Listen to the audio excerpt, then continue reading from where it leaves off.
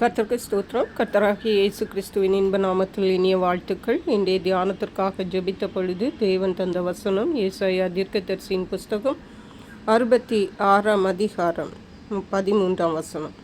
ஒருவனை அவன் தாய் தேற்றுவது போல் நான் உங்களை தேற்றுவேன், நீங்கள் எருசலேமிலே தேற்றப்படுவீர்கள். நம்முடைய கர்த்தராகிய இயேசு கிறிஸ்து நம்மை தேற்றுகிற தேவன்.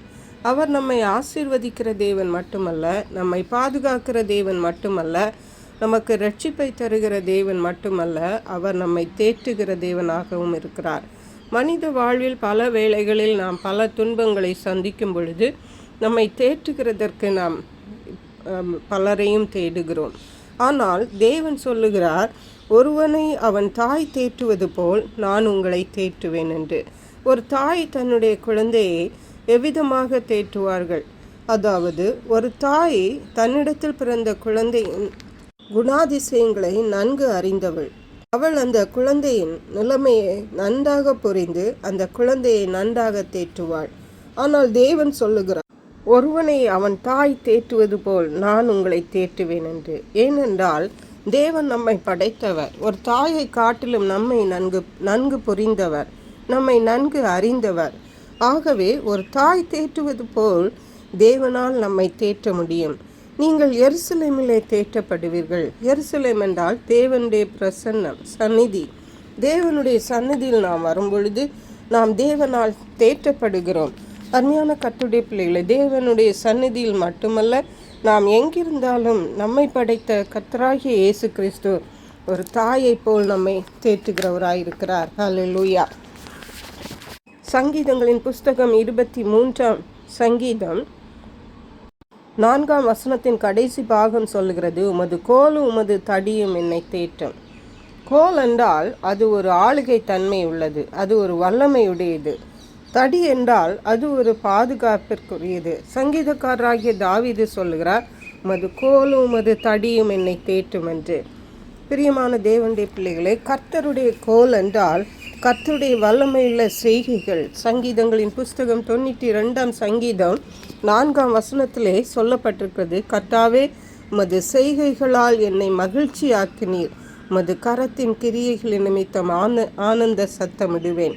அவருடைய வல்லமையான செய்கைகளினால் நம்முடைய வாழ்வை மகிழ்ச்சியாக்குகிறார். துன்பங்களின் நடுவில் நாம் நடந்தாலும் நம்மை அவர் உயிர்ப்பித்து அவருடைய செய்கைகளால் நம்மை ஆனந்த சத்தமிட்டு அவரை துதிக்கும்படியாக செய்கிறார், நாம் மகிழும்படியாக செய்கிறார். அதே போன்று அதுதான் தேவனுடைய கோல். அவருடைய கோல் வல்லமையினாலே அவ்விதமான செயல்களை நம்முடைய வாழ்க்கையிலே செய்து நம்மை மகிழ்ச்சியாக்கி தேற்றுகிறார். தடி என்று பார்க்கும் பொழுது எபேசியருக்கு எழுதின நிருபம் 6ஆம் அதிகாரம் 17ஆம் வசனம் சொல்லுகிறது, அதன் கடைசி பாகம், தேவ வசனமாகிய ஆவியின் பட்டயத்தையும் எடுத்துக்கொள்ளுங்கள். தேவனுடைய வசனம் அது ஒரு ஆவியின் பட்டயம். ஆவியின் பட்டயம் ஒரு பாதுகாப்பிற்குரிய ஒரு காரியம். தடி, உமது கோல் உமது தடியும் என்னை தேற்றும். தடி ஒரு பாதுகாப்பிற்குரியது. அதே போன்று தேவனுடைய வசனம், அந்த ஆவியின் பட்டயத்தை நாம் கையில் எடுத்துக்கும் போது எந்த ஒரு சத்துருவுக்கும் தீமைக்கும் நாம் பயப்பட தேவையில்லை. கர்த்தர் நமக்காக யுத்தம் பண்ணுவார். ஹல்லேலூயா. இந்த வசனம் என்னை தேற்றும் என்று தாவீது ராஜா சொல்லுகிறார். அருமையான கர்த்தருடைய பிள்ளைகளை, இன்றைக்கு நாம் கர்த்தருடைய ஆறுதலையும் தேறுதலையும் பெற்றுக்கொள்வோம். அவராலே தேற்றப்படுவோம். அவருடைய வசனங்களை நாம் வாசிப்போம். அதனாலே நாம் மகிழ்ச்சியை பெற்றுக்கொள்ளுவோம், ஆறுதலை பெற்றுக்கொள்ளுவோம். அவருடைய செய்கைகளை, நம்முடைய வாழ்வில் இருக்கிற செய்கைகளை நினைத்து அவரை துதிப்போம், ஆனந்த சத்தமிடுவோம். அதனாலே நாம் தேற்றப்படுவோம். நிச்சயமாகவே கர்த்தர் நம்மை அழைத்தவர், நம்மை ஆற்றி தேற்றி ஒரு தாயை போல நம்மை ஆற்றி தேற்றுவார். கர்த்தர் தாம் இந்த வார்த்தைகளை ஆசீர்வதிப்பாராக. ஜெபிப்போம்.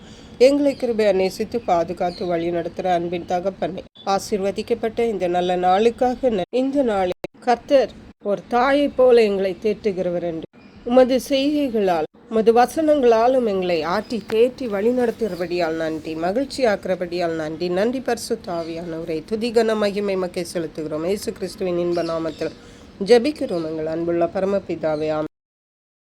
இயேசு கிறிஸ்துவின் சுவிசேஷம் ஒவ்வொருவரையும் சென்றடையும்படியாக இந்த செய்தியை உங்கள் நண்பர்களுக்கு அனுப்பி வைக்குமாறு தாழ்மையுடன் கேட்டுக்கொள்ளுகிறேன். கர்த்தர் தாமே உங்கள் அனைவரையும் அபரிதமாய் ஆசீர்வதிப்பாராக.